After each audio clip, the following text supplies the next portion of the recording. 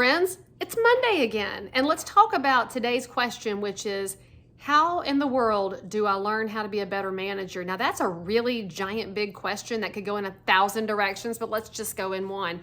I don't know about y'all, but I am by nature a bit of a control freak. I think most entrepreneurs are, because you have a desire to make things happen. You want it to look like that vision in your head.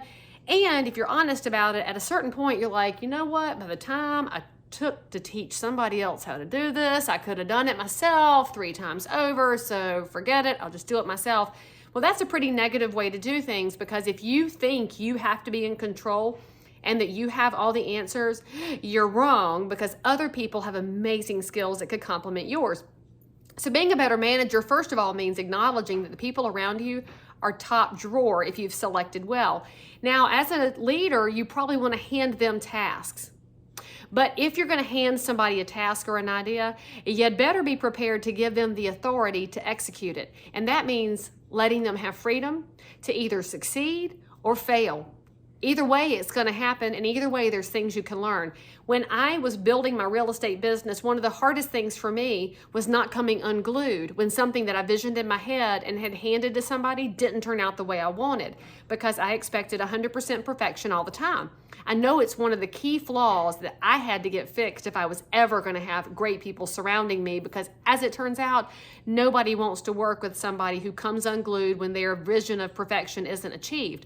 So I learned how to give the authority to execute, and that was by setting aside a little bucket of money.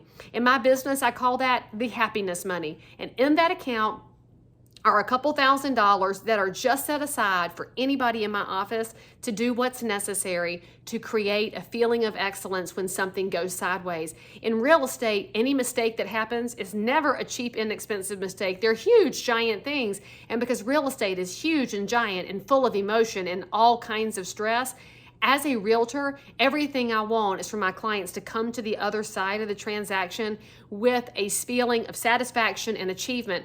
If something goes sideways, we got to fix it. And so I told my team, go spend money if you need to make something right.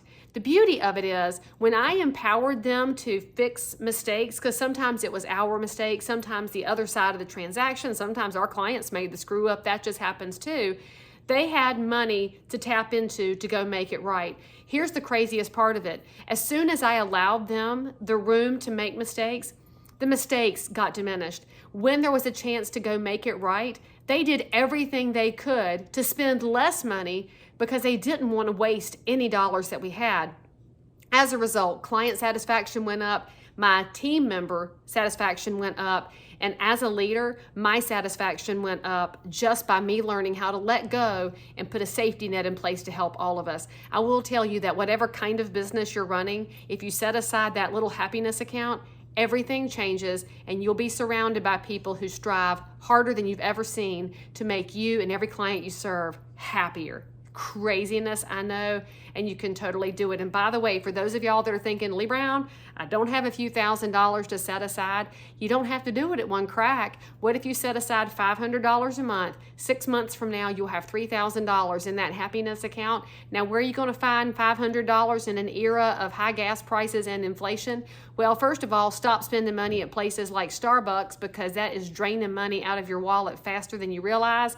And instead of going into Target or Walmart and blindly walking through the aisles, if you have to go in those places, make a list, get in, get out. And the money you would normally have spent, that extra $100, $200, $300, put that in your happiness account. It'll build up before you know it. Make sure you come visit me at some of these other answers to your questions. And if you have a question that needs answering, drop it in the comments or send me a direct message, and I'll share with you whatever Leigh Brown knows.